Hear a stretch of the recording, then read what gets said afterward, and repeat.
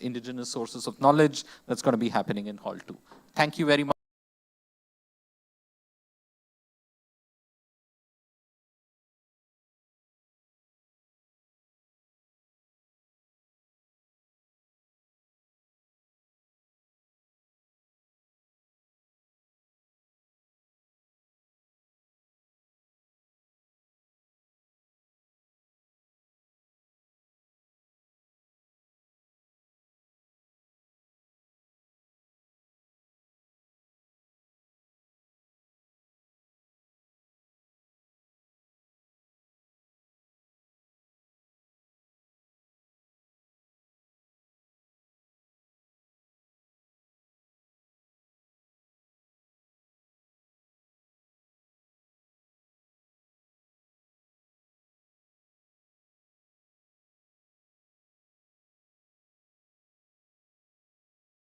There's a master class that's going on. It's probably in the process.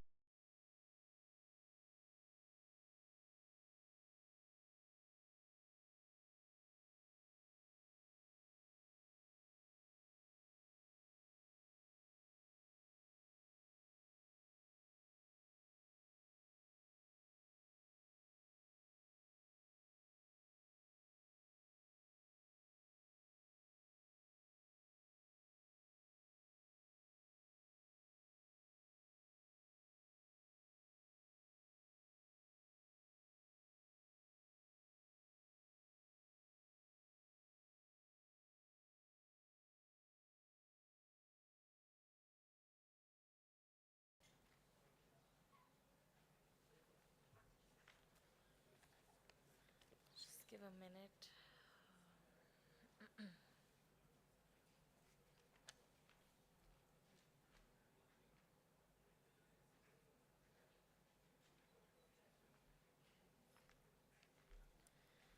All right, so we can move on to our session in the auditorium now. If anyone wants to move to the other halls, please, you can do that now. A huge, sorry, 1 minute.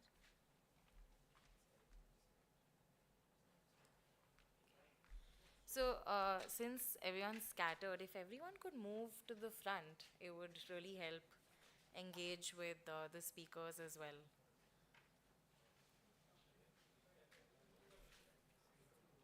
Yeah. Right.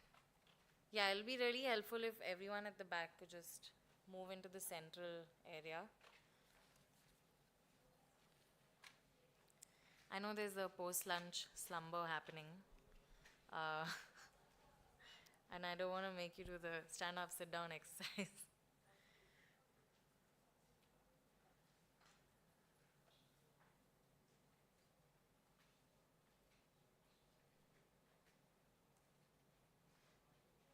All right. Okay, so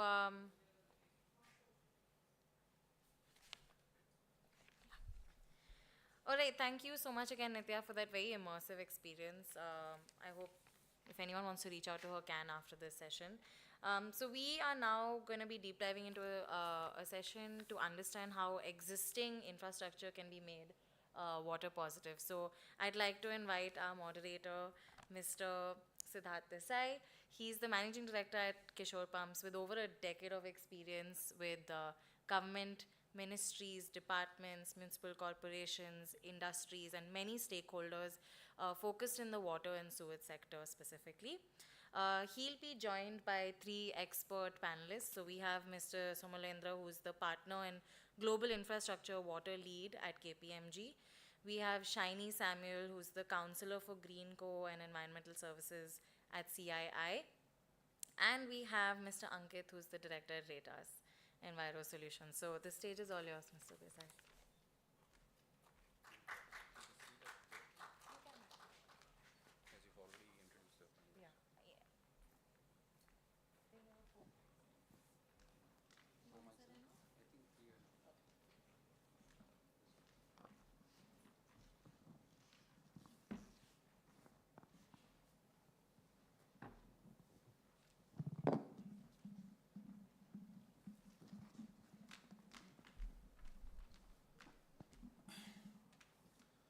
So once again, welcome to this panel on making infrastructure water positive in India. Every year, city after city is experiencing water scarcity, water shortages. And the magnitude of that problem is increasing day by day. In this context, the idea of how we can be water positive, it clearly offers a very, very bold and I would say regenerative vision for all cities in India. In the morning, in the keynote, Mr. Srinivas Chari used a very nice word called convergence. I think when we talk about water positivity in general, we need to think about convergence of the different sectors or different domains which affect water security. So it could be technology, policy, governance structures, capital, and also social or public engagement. So all these 5 domains, how we can achieve convergence in these 5 domains is a clear, can provide a clear roadmap towards moving towards water security. And to discuss that today, we have an eminent panel which they have already introduced. So let me dive right into it. So maybe beginning with Ms. Samuel, if we can have a quick 60-minute reflection about what is water positivity in the context in India that you feel, and how do we look at infrastructure moving from extractive to restoration or regenerative? A quick summary or quick context setting, and then we can deep dive into some of the detailed questions. Thank you, Mr. Siddharth. Good afternoon, everyone. My name is Shaini. I represent the Confederation of Indian Industry. So with respect to your question, yes, water positivity, particularly from the Indian context, is no longer just a goal. It's almost become like a necessity for us, right? And moreover, it is not just about conservation. We need to actively get into the space of replenishing water more and more. And if I have to put it in this way, we need to move from an efficiency mindset to more of a stewardship mindset. So it's not just about reducing the water or minimizing the water, it's more about responsibility for water throughout its life cycle. Right from the time we extract it, we use it, we recycle it, we recharge it. If we are able to take accountability for it across its life cycle, that according to me would be water positivity. And with our experience of working with industries, we've seen those industries, who've rigorously followed a very basic yet fundamental principle, which is reduce, reuse, recycle, and recharge. If they've been able to do that very well, we've seen industries who've achieved about 3 times, they've been able to achieve water positivity 3 times up to their freshwater consumption. So that's the kind of ambition we need. That's what we are progressing towards also.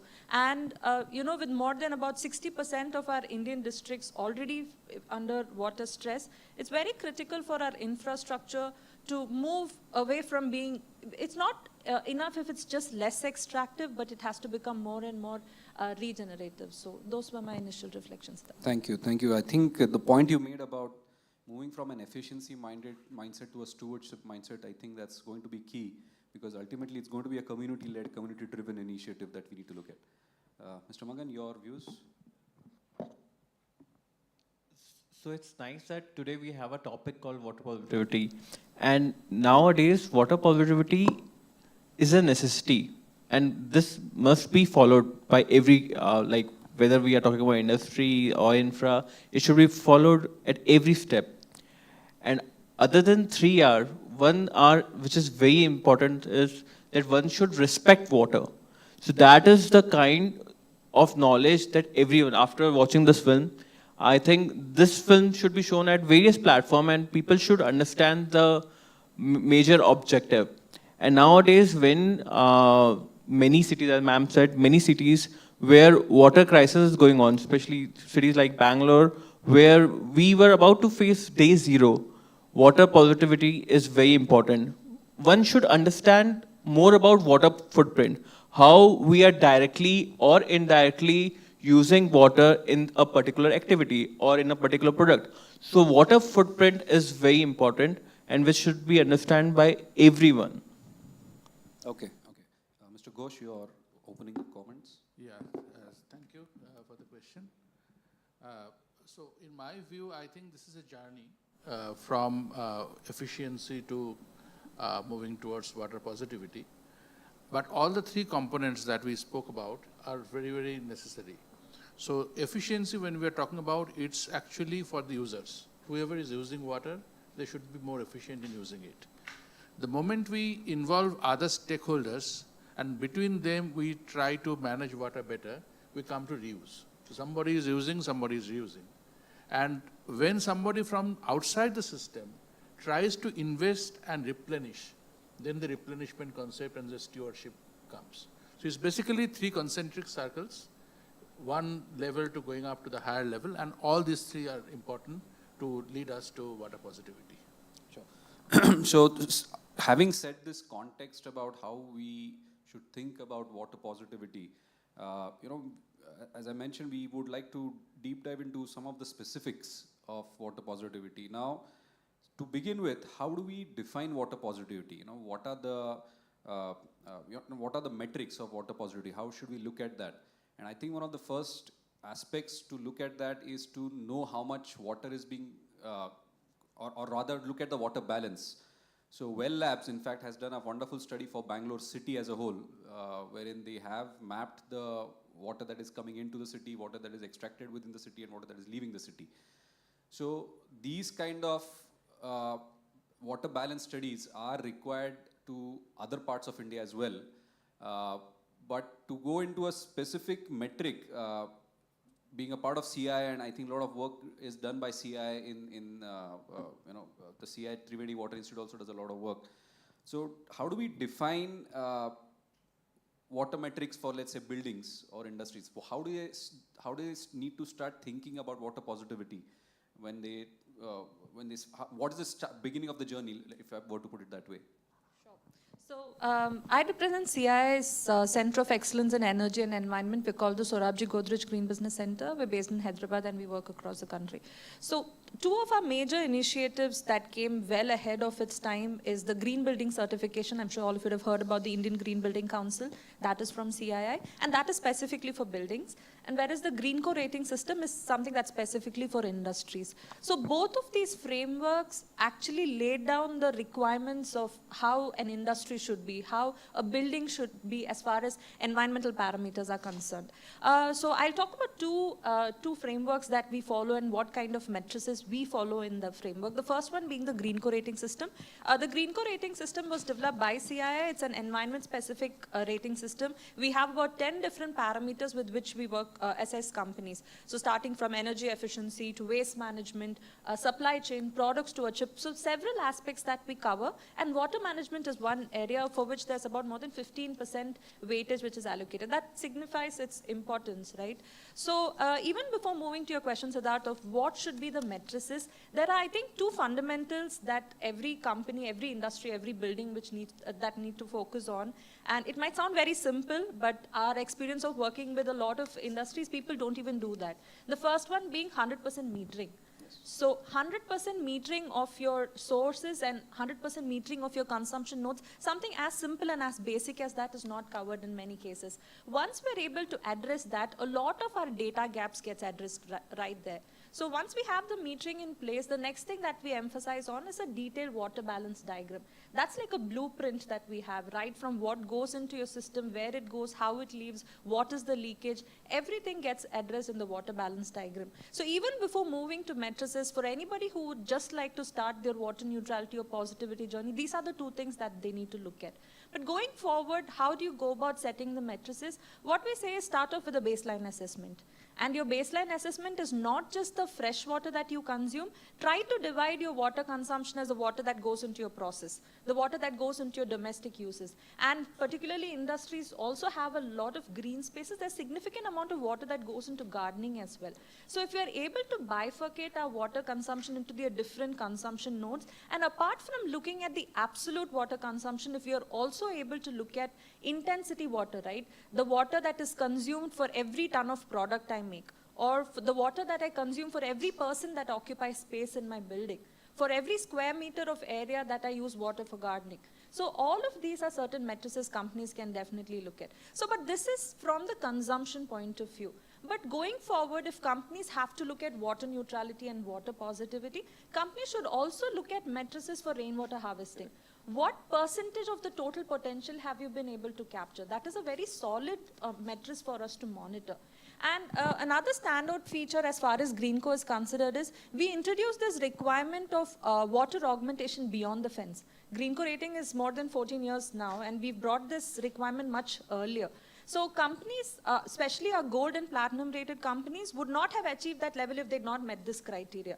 So companies are also looking at this. So this is also another metric that companies can focus on, because if you look at small companies, the potential for you to do some major drastic work for water neutrality and positivity gets limited. So you will have to stretch your boundaries. You will have to go beyond your fence. That is another metric that we can look at. And we also came out with another certification called the Water Neutrality Certification, where we assess companies based on the net water ratio.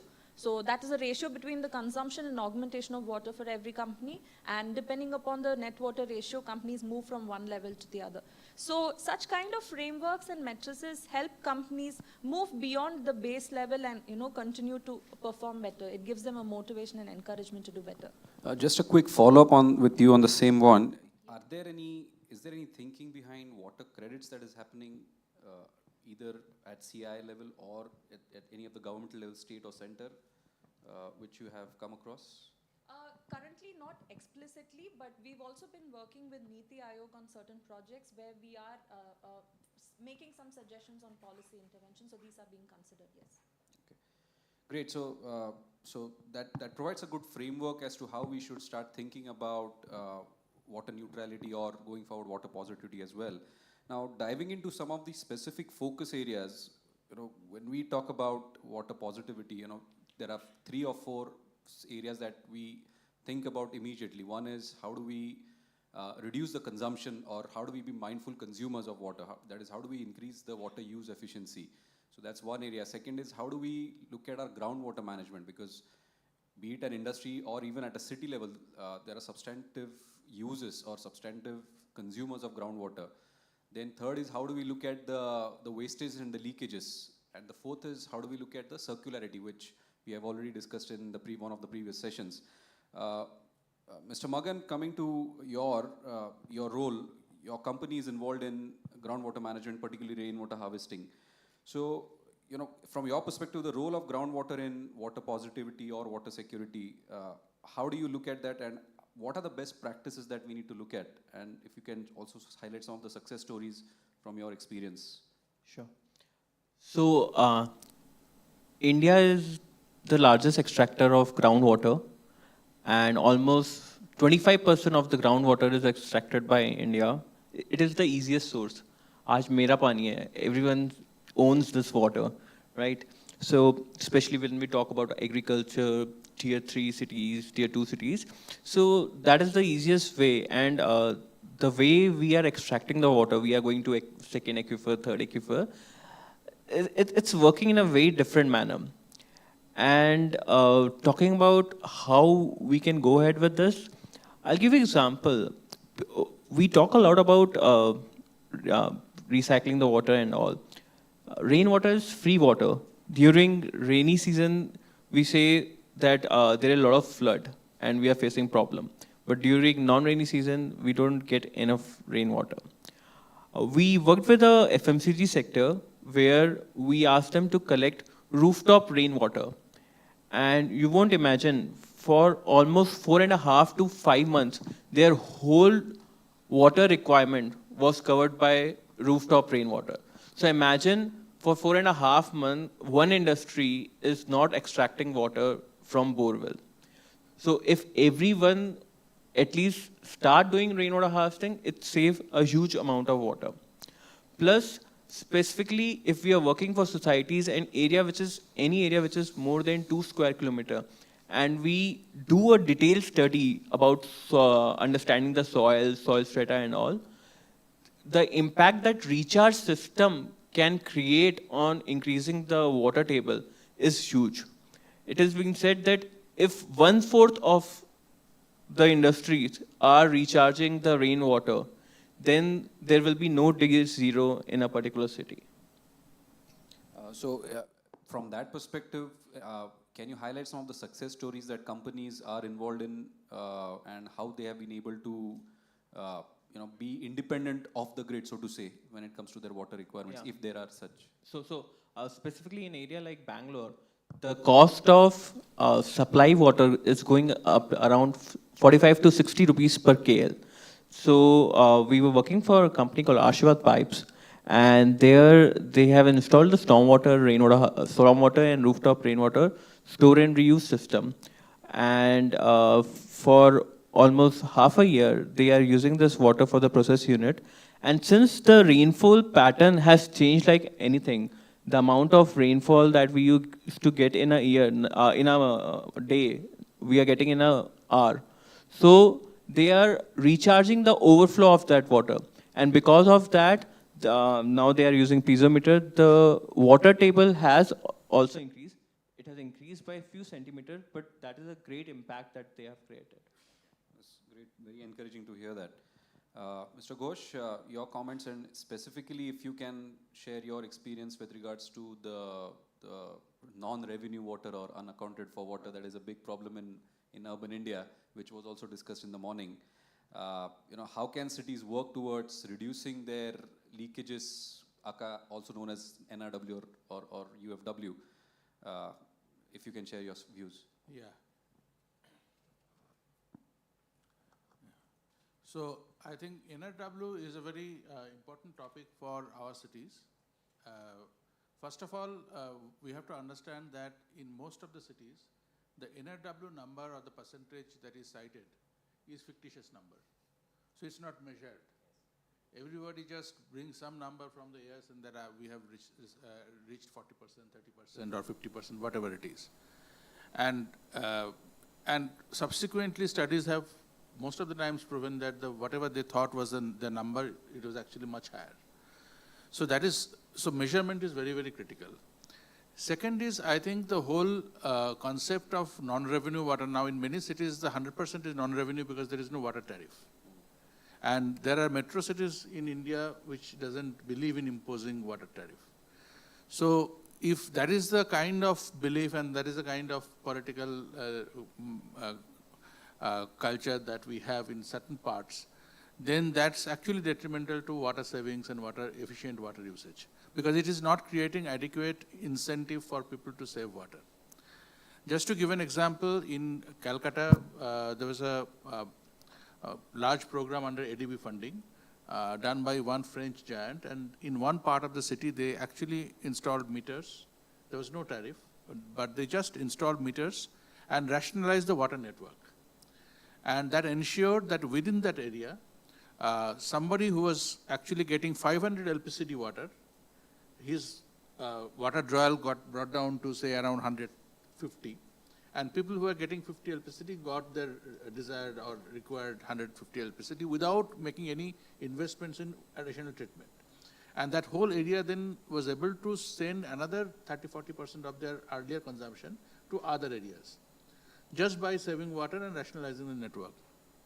This program actually showed that by just metering, without imposing tariff, and rationalizing the network, you can reduce the overall loss from 50% to around 20-25%. Again, that could not be the financial benefit of that could not be highlighted because ultimately none of those users were paying any tariff. So it stopped at around 20%. If that had led to, say, a significant monetary incentive or monetary saving to the municipal corporation, it could lead to further investment from the municipalities itself. That, okay, there is a financial incentive to undertake similar kind of programs. So this is one major issue.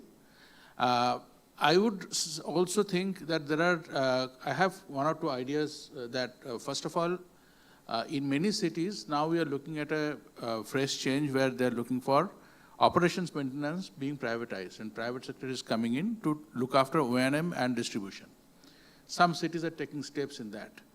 Now that kind of model, if it becomes more all-pervasive in the country, then private sector for their own benefit, if those PPP contracts are structured properly, then they will actually save water for their own financial benefit, and that may lead to water savings across the cities. Secondly, I believe that there is a time now, programs like Amrut is investing a lot of money in augmenting infrastructure in the cities. And we have also seen under similar programs, Government of India has run such survection to compete with various states and various cities in terms of cleanliness. Why not we see a program which at least helps every city to measure their NRW and create a database of cities, at least create a baseline across the country of cities, and to encourage they may even conduct a kind of a competition or challenge between the cities in terms of how much water they're saving. This may lead to, because we have seen cities do compete and they actually do better, constructively improve their services when they're pitted against each other. So it then becomes a political mileage also if you save water and you perform better. So these are a couple of points on this.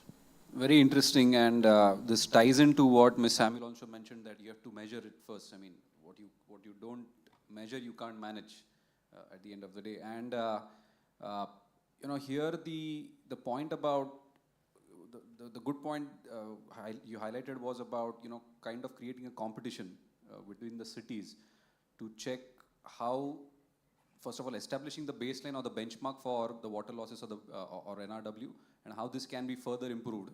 That's a very good suggestion here.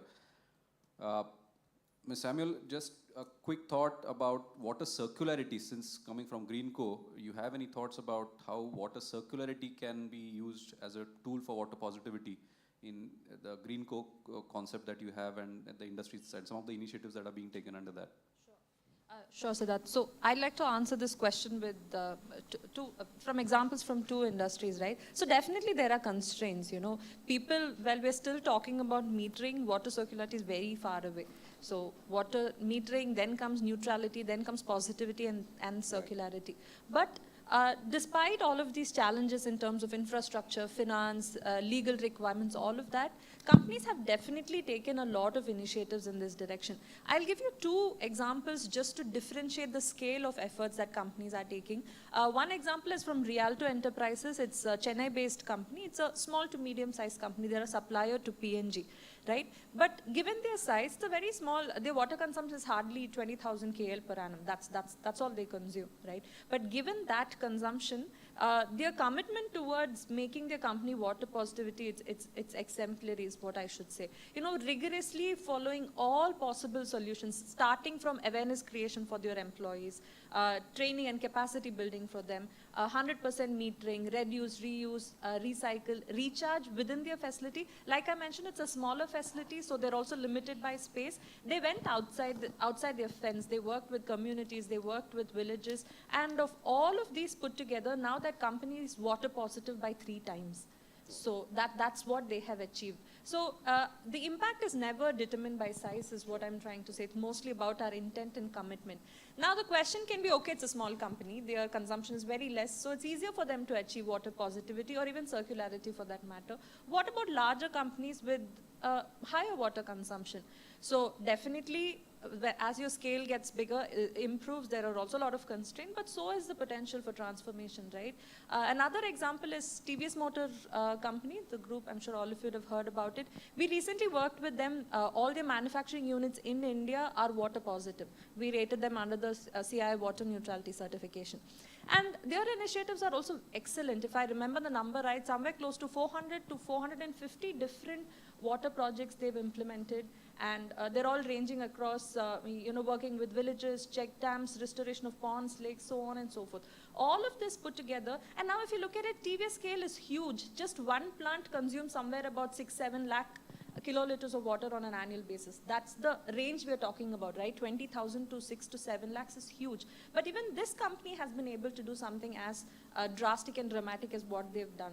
All of their initiatives put together, they're somewhere about 4 crore liters annually is what they've been able to augment. So that's the kind of impact companies can actually make. So I wanted to highlight these two to show the scale difference, right? So the common point here is this: your scale doesn't matter. Every company, small or large, can definitely become a water champion, work towards water positivity. But the point is, we should stop looking at water as something that goes off as waste, and we should start looking at it as a regenerative asset. Right. that's when we'll start measuring every drop, and we'll also start valuing every recharge that we do. I hope Thank you, thank you. Moving on from this, I think sitting in Bangalore, we can't ignore the topic of digital and IT technologies. So, what kind of digital interventions are possible or what are being adopted for achieving water neutrality or water positivity? Maybe Mr. Magan, from your experience, what kind of digital interventions are possible for when it comes to groundwater management, both with extraction or rainwater harvesting as well? Right. So now government is also very strict, and they want to know what exactly industry is doing. For example, whether you are doing store and reuse or recharging, the information needs to be given to government. So there are various ways how we can digitalize that. Now, in every industry, there's a device called piezometer, which is required to be installed, which will help in giving the reading. It will also help what is the impact that particular industry or the group of industries are creating in that particular area. For example, in April 2024, the water level was at a certain depth. And in April 2025, whether it has increased or decreased by how many meters. Other than that, there are various other devices, including flow meter, rain sensor, and quality check sensors, which if combined together, that will give complete reading, and a complete water chart can be made using that. Fluxton works very well along with this. They have their intelligent rainwater harvesting system. So that is the way India is progressing, and especially when we talk about industries, flow meters and rain sensor and piezometers are very important. Other than that, now in various villages, especially in Punjab, government have asked farmer, please adopt going for flow meters and all, so that the kind of crop they should adopt in the next financial year or next particular year, that will also be adopted as per the input water quantity. Okay, so this is very interesting policy, I would say, which I was not aware of. So now they are asking to kind of find consistency or congruence between the groundwater table and the crop, the water requirement for the cropping patterns that are Correct. there. So let's say for the first 6 months, the kind of crop you are using and the amount of water you are using, on basis of that only, you'll be able to take the next crop adoption. Okay. Any other, if you have any other, the two other panelists, do you have any comments on the digital interventions that are creating some disruptions in terms of water positivity or water neutrality, which you can think of? Or maybe we can then move on to the questions, some of the policy questions as well. So, Mr. Ghosh, working with in the water sector, what are some of the enabling policy and governance reforms needed, to achieve or move towards water neutrality and eventually water positivity, both at a city level or even at an industry level that you see? Yeah, so when I talk about policy and governance level reforms, there are already quite a few that is happening right now.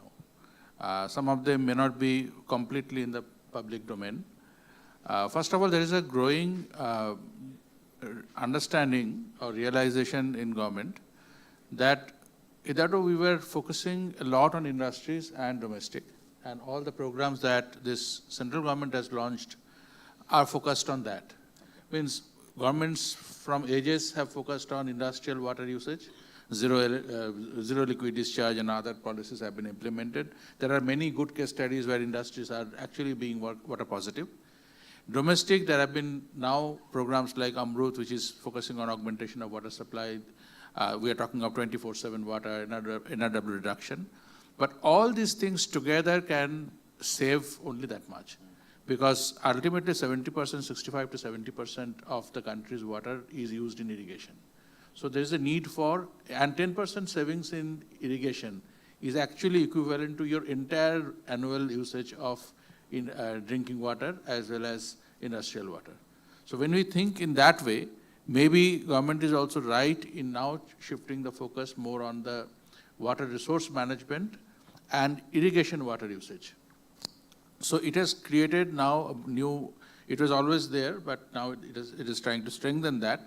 A body called National Bureau of Water Use Efficiency, which will focus more and more on primarily agricultural water use efficiency, but it will also look at other water use efficiencies as well. The National Water Mission. Yeah, National Water Mission is spearheading that, but it will be under overall Water Resource Department.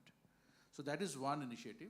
Secondly, there is a clear realization that all these things will not move forward unless there is a proper regulatory structure in the country. Now, for a country of India's nature, which has got such a strong aspiration, and everybody also kind of accepts the fact that if anything going to impede country's growth in future, it's climate risk, and water is one of the key component of that. And we are not doing much about it if we don't have proper regulations and regulatory structure. One of the challenge is that, and challenge as well as it is also, I would say, an opportunity, that water is a state subject. And the challenge is because you have to bring all the states together. Opportunity is that states also on their own, if they're progressive, can do a lot of things themselves. They need not wait for the center to make changes. So what center is trying to do, in August 2024, there was a workshop held where all the water regulators from the states were invited, wherever water regulator is in presence or is already functional. There are not too many. And water department, water resource or irrigation or whatever name it is in the respective states, they were invited to come for a brainstorming session. So it happened it's a whole day session. And one of the outcomes that came out of this is the states actually almost unanimously said that no, we need water regulations to come in the states. However, that regulation should be state-specific regulation, where states should have flexibility. But overall contour of the regulation should actually be framed by center. So center should come out with a model act, and that model act will then be customized by the states. Subsequently, center has actually prepared a model act and sent to the states. So it is under deliberation by different states. And in the next 1 or 2 years, we expect all the states to adopt it gradually. And it's very similar to RERA. That it's typically a state subject, but center has created an act, and then gradually people will adopt, and maybe hopefully it will be a more well-accepted regulatory framework that will come within the country in 1 or 2 years. So these are two very important things that are happening today. In addition to that, I would say this national safe wastewater, safe water reuse framework that has been developed by NMCG and the European Union actually supported in that, in the EU water framework. So that has also been a very positive development. And now many states have been asked that whoever has already got their wastewater reuse policies to make suitable amendments to align it with that, so that we have more or less consistency among those policies. So I would say these are some of the developments that are happening in policy and regulated framework. The contours of this model regulatory act that you mentioned that is created by center, what are the basic contours of that act, which if you can elaborate a bit? Yeah, so it's basically what it tries to do is that it gives a lot of functions what the regulator should do. Now things like, the moment you talk about regulation and you ask IFIs, they will talk about water allocation and water tariff. But many states are saying that no, these are not the two only purpose of having a water regulator. It could also be quality of assets, quality of service. It could regulate between different sectors within the state, may not interfere within the sector. Then in some states already there are regulators looking at bulk water, but city level regulation is restricted or confined to the urban local bodies. So it is trying to bring a consistency. It will cover all these areas, the allocation, tariff, overall tariff regime, and many other aspects, the service level, asset quality. So all these aspects, states will be given some kind of flexibility to adopt what kind of functions they want to allocate. There will be some basic functions which everybody will agree that this will be part of the regulator's ambit, but there will be some additional functions that states may select that this regulator will do. Also to integrate groundwater and surface water, because the regulator should actually have both this covered under one regime. So this is the basically purpose. Hopefully it will lead to a kind of a more robust regulatory regime in the country. Yeah, so the fragmentation of regulation right now is one of the key problems in India, and combining groundwater management with surface water, I think, is going to be key. Mr. Magan, since you're involved in the rainwater harvesting, and there is by and large alignment across India from city to center, that rainwater harvesting is something that is a big plus when it comes to water security for India. So from your perspective, having worked in the sector, what are some of the enabling policy reforms or governance reforms that are needed in that sector for rainwater harvesting to really achieve the potential that it has?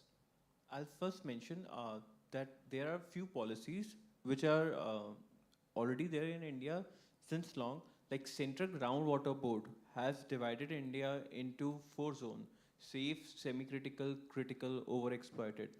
And on basis of that, a particular industry or a premises is allowed to extract water. For example, in case of critical, if you are extracting X liter of water, you have to conserve the same amount of water.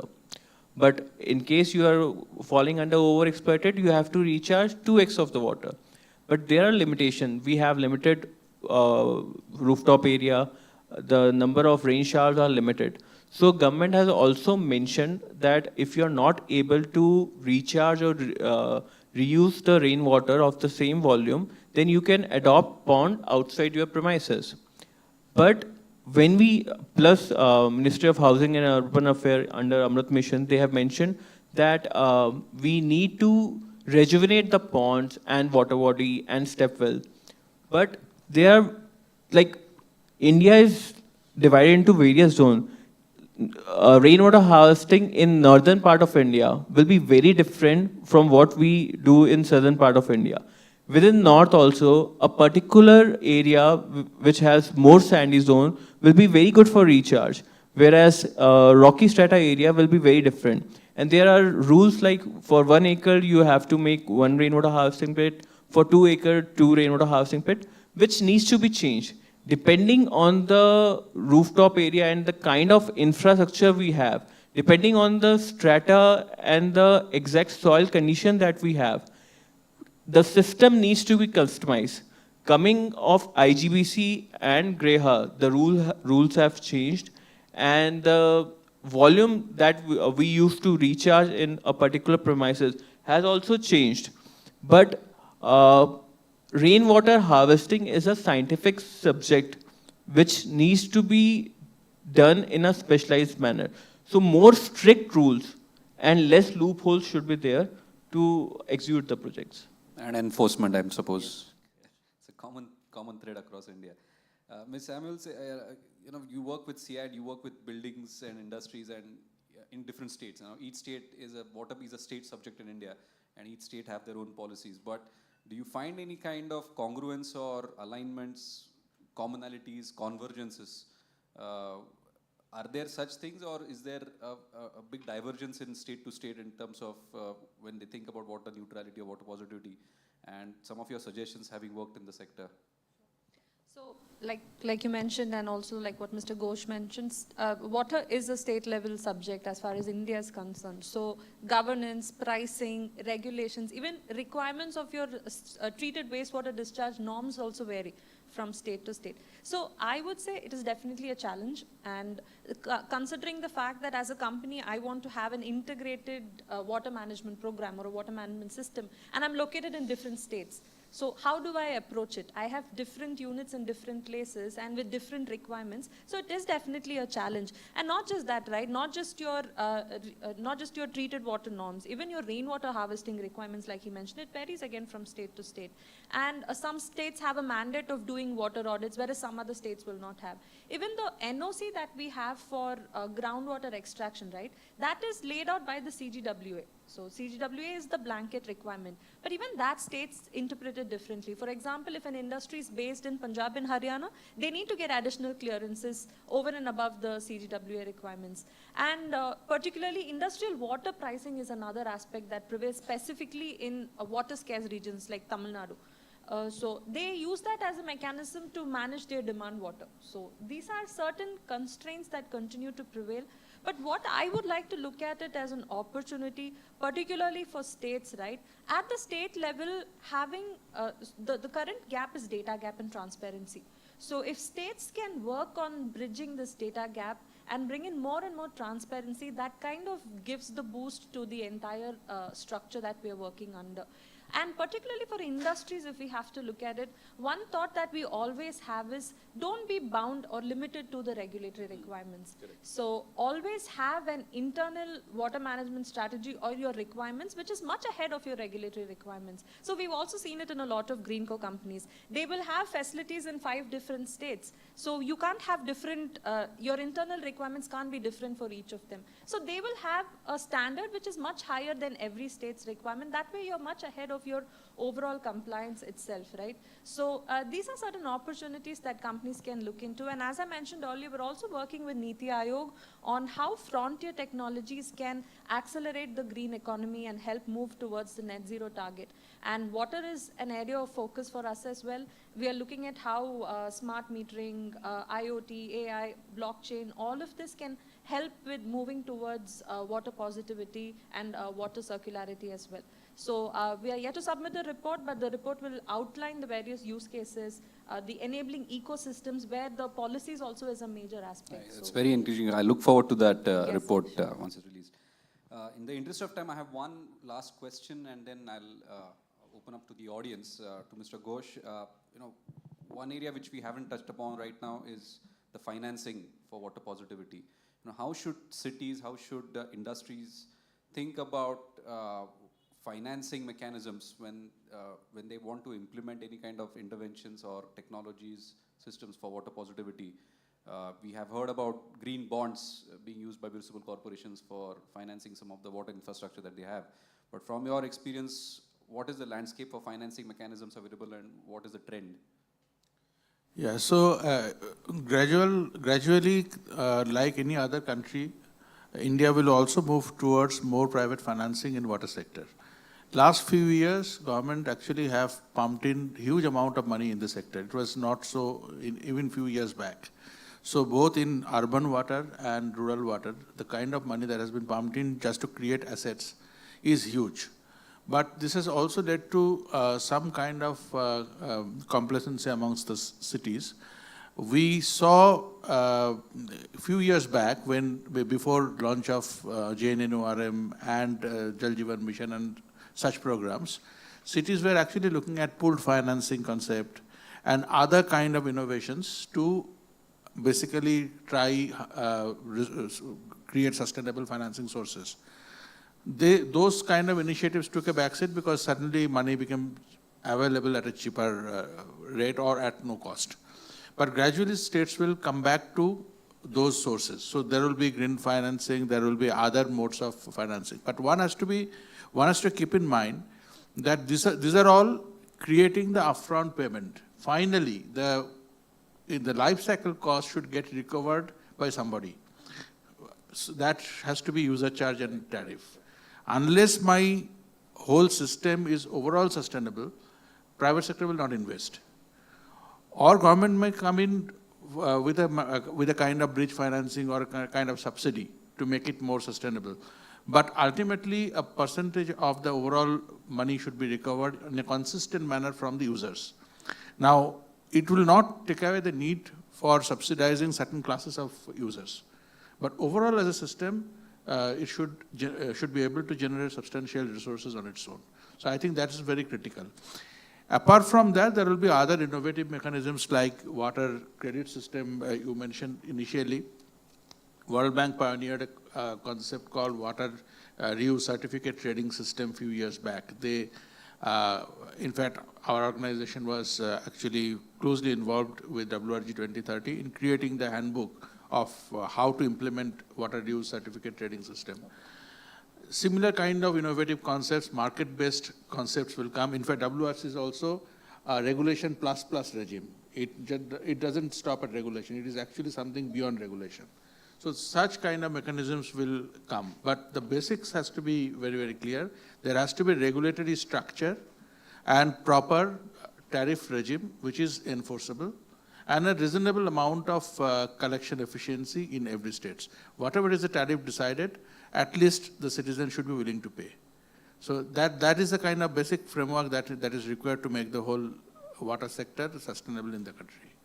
So this also ties into the first keynote, which Mr. Vishwanath also mentioned, that we are not paying the true cost of water, most of our cities, and I think that is the underlying common theme when it comes to moving towards water security.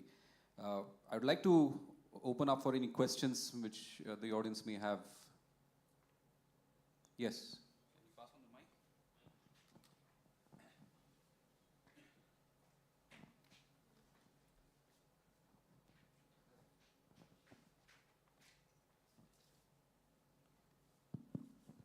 Yeah, good afternoon. My name is T. Rajendran. I am a retired scientist from Central Groundwater Board, and I have retired in February 2020. After retirement, I have taken accreditation from Central Groundwater Authority for groundwater NOC impact assessment report writing. Then I am an accredited water auditor of CGWA, Central Groundwater Authority, and accredited professional of Alliance for Water Stewardship. And I am very much interested in water positive studies. The only document available as of now in India is some standardization document published by Niti Aayog. When I want to ask Mr. Shiny Samuel Madam, when the SOP will be framed for water positive reporting in India? Okay. Sir, as mandatory or as legal requirement, still the subject is not considered as a legal subject, legal requirement. I'm sure you understand that. So whatever has been happening currently is voluntary. So even the water neutrality certification that CI does is voluntary. The guidelines are developed by a set of experts committee. So far whatever we have is voluntary. Even for the Niti Aayog guidelines, it's still a guideline document. It's not a mandatory requirement. Yeah, I agree. I am discussing with all my retired chairman level. Okay. Sure. Chairman level, even Avinash Mishras, I think, who has written that document. I think he is working for CAI now. Okay. Yes, should be our water institute. Yeah. Yes. Yeah. And Mr. Ankit Magan, I am doing, I have done work in 14, 15 states regarding same subject. I agree that the model bill was given by CGWA to all the states. But there is little difference. But overall, the concept is, hereafter, water is not free for industries. Even the borewell may belong to the industry. When they pump water, they have to make payment. This is from 24/9/2020. And metering system has come. And metering also, CGWA has given, meters should be digital with telemetry, so that the data will go to the server. Okay. Now CGWA is going to establish their server in NIC, exclusive, wherein all the piezometer water level data and water abstraction data will be stored. So people cannot manipulate this abstraction also. Okay. Sir, in the interest of time, can I ask you to go to the question directly? Yeah. Question is, so many industries are interested to go for rainwater harvesting, rooftop. It involves a lot of money. Okay. Do you have any cost, wherein they can spend less money so that they can go for, you're dealing with the modular rainwater harvesting system, no? You can but tell me what is the latest trend in the market? Sir, basically when we talk to industries, we usually say that the ROI will come within 2 to 3 years, because the cost of water for industries is very high. So in our case, ROI comes within 2 to 3 years, and the quality of water. So the main reason why industries are interested is the quality of water with less, almost no TDS, is what drives them. And they said that we are almost getting a pure distilled water in that particular area, which is almost free of cost. Imagine putting a filtration system and the amount of electricity they required for this. So we say that let's collect the free water and use it for your process unit. So ROI will be in 2 to 3 years only. See, you're talking about your modular system. So may I request you to take it offline? You Yeah, can ask someone else to, Yeah. yeah. There's a question here in the first.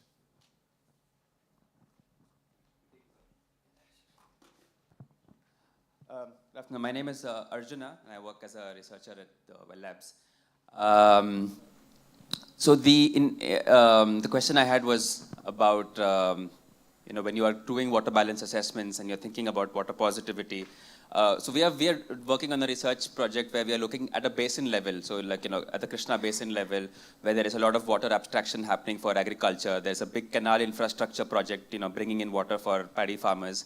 So we may not be monitoring water use at individual farm level or the farmer level, but at a basin level, what is the surface water, groundwater interactions? How is the groundwater situation changing? That is something which we are trying to monitor and also build a hydrological model to try and simulate future scenarios in that.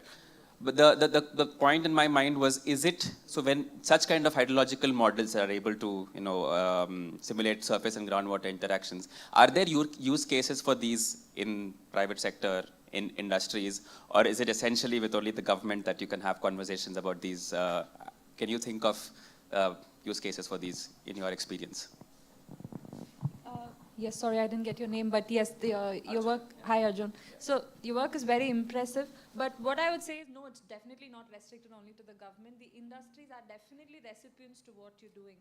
And definitely not smaller ones, the larger corporations definitely are interested in doing something like this. For example, our Water Institute also does some similar kind of activity. They call it the hydrogeological study. They have a tool to do it. So yes, there is definitely use case in the industry is what I'm trying to say.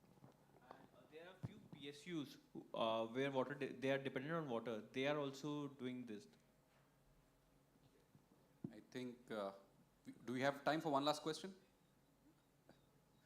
Okay, thank you. Very nice panel discussion. Hari here from Solsustain. I work on the innovation side, tech, also with FluxGen on water. So my question really is for the policy to work, right? Like for water problems to be solved, the policy has to work.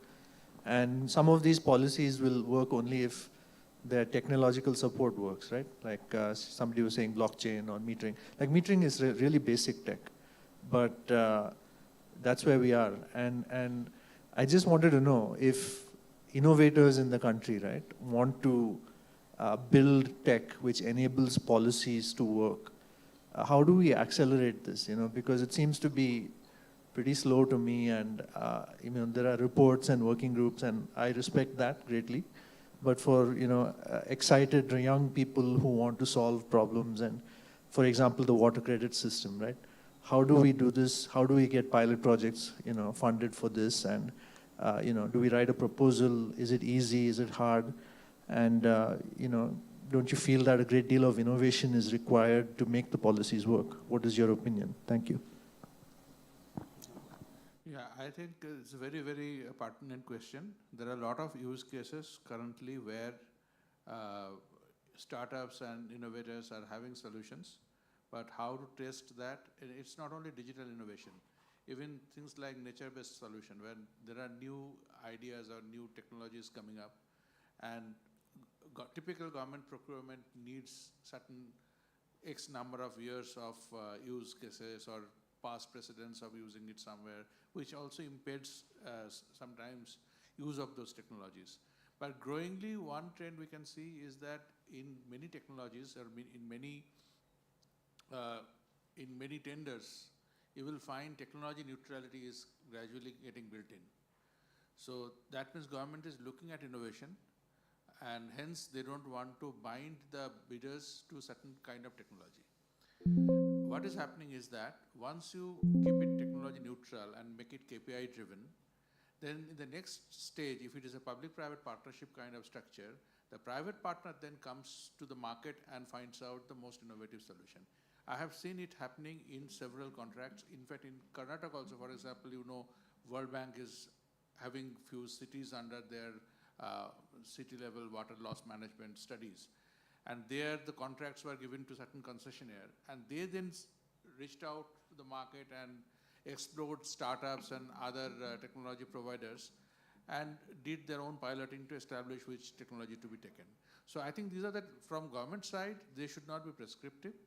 There should be a proper certification and piloting regime which should be set up, which should be actually very much time bound. Otherwise, the risk of obsolescence will be there.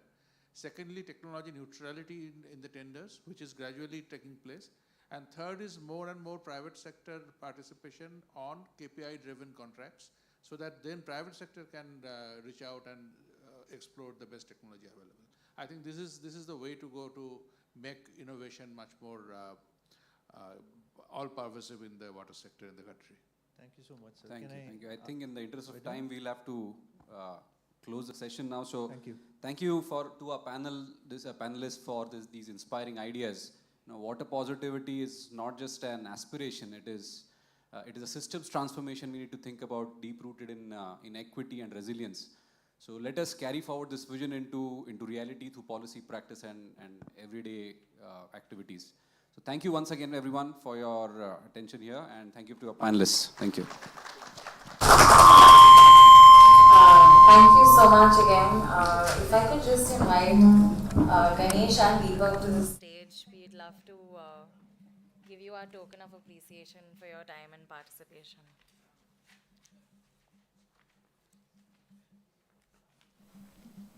So yeah, just do.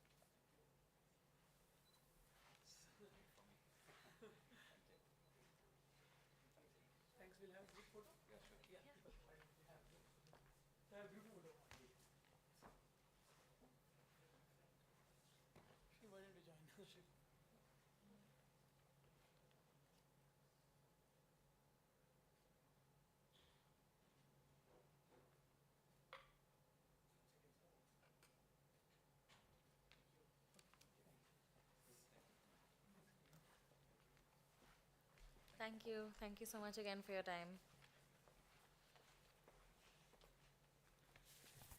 All right. So, is everyone still here with us? I know it's been a long day. Could I hear a loud yes?